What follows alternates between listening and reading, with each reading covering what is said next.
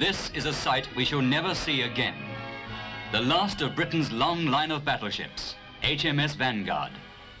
She was laid down in the bleak days of 1941, when Allied victory in the Second World War was only a distant hope.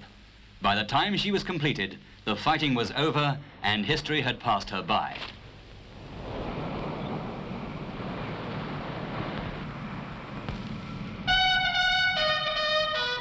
Vanguard was the biggest battleship ever built in Britain, but most people remember her best as the ship which took King George VI and the royal family to South Africa in 1947. For Princess Elizabeth and Princess Margaret, there were strenuous deck games and a visit to the bridge to see how everything worked.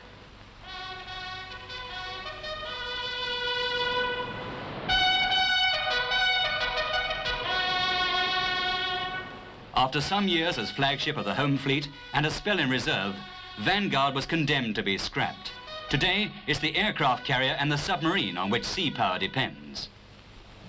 She's assigned to a breaking yard in Scotland, but before starting out on her final voyage, her fittings are stripped and all those things that had made her a home are taken ashore.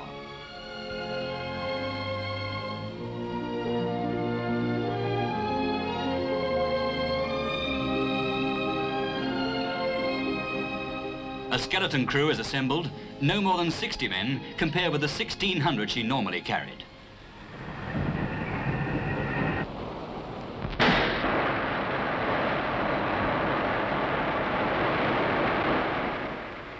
And on a summer's day, a flock of tugs descends on Portsmouth to take her in tow.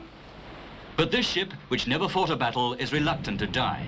With a last defiant gesture, Vanguard shrugs her escort aside and settles down at the narrow entrance to the harbour.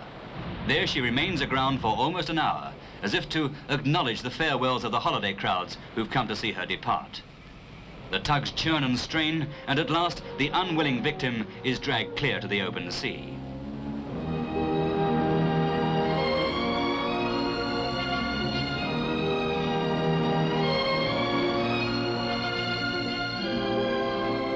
The struggle is recorded by a newspaperman who uses a special container to get his story ashore.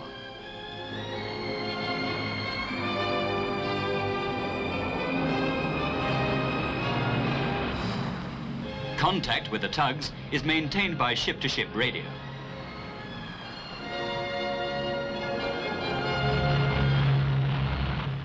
Fog shrouds the melancholy cortege. Her engines dead, with only the powerful beat of the tugs and the mournful cry of the foghorn to break the silence. Vanguard is like some ghost ship as she looms through the swirling mist.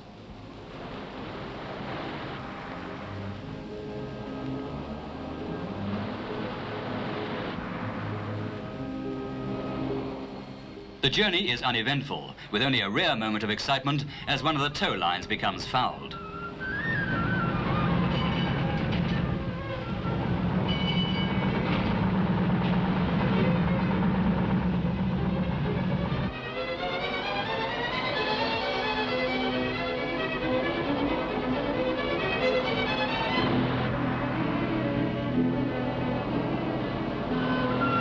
Soon, the line is coupled up again and the procession reforms. In the echoing vastness of the empty ship, the crew welcomes an issue of rum.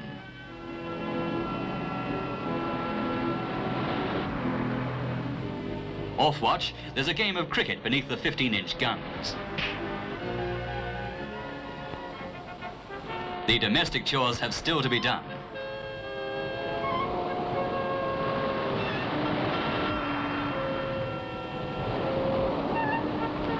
Emergency rations are carried in case of mishap. But there's nothing emergency about this spread.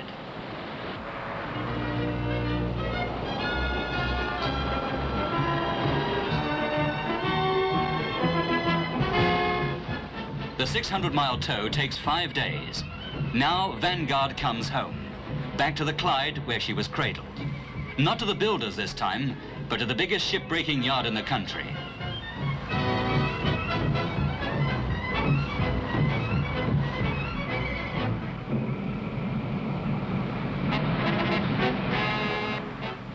The key is handed over, and the breakers climb aboard. Soon, there's the hiss of the oxyflame cutters as they begin to slice through the first of the big guns, those guns which never fired a shot in anger.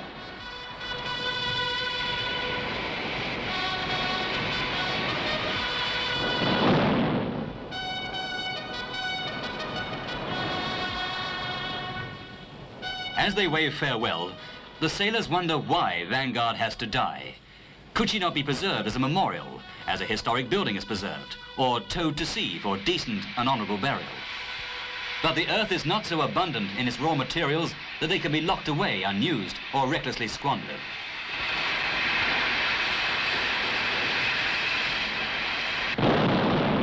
A ship that moulders in idleness, a ship that's sunk, can serve mankind no further. But a ship that's reduced to its constituent parts, and that's the breaker's job, can begin life anew, its guns and its masts, its decks and its cabins, transformed into 100 different things.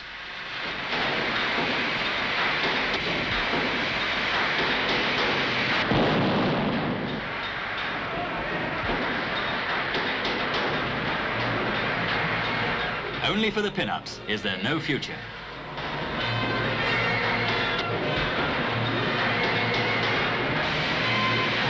"300 men faced the best part of 2 years to tear Vanguard apart.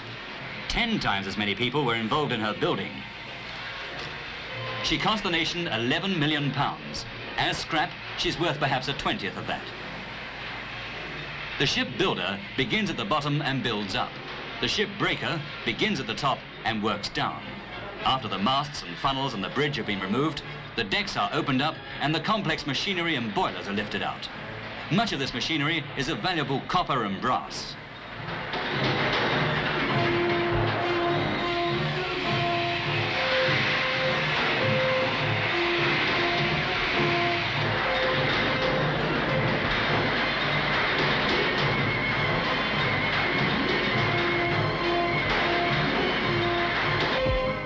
More than a year and a half have passed now, and 30,000 tons of metal have been removed. Vanguard is a gaunt and hollow shell. From the breaking quay, she's floated to the beaching ground, where what's left of her bows will be cut away. As each section is removed, she'll be pulled further up the beach, until there is nothing of her left. But in the steelworks of Scotland and of Sheffield, she'll be reborn, transmuted into, who knows, a new ship perhaps, the framework for a factory or a block of flats. Furniture will be made from her timbers, bath mats from her cork.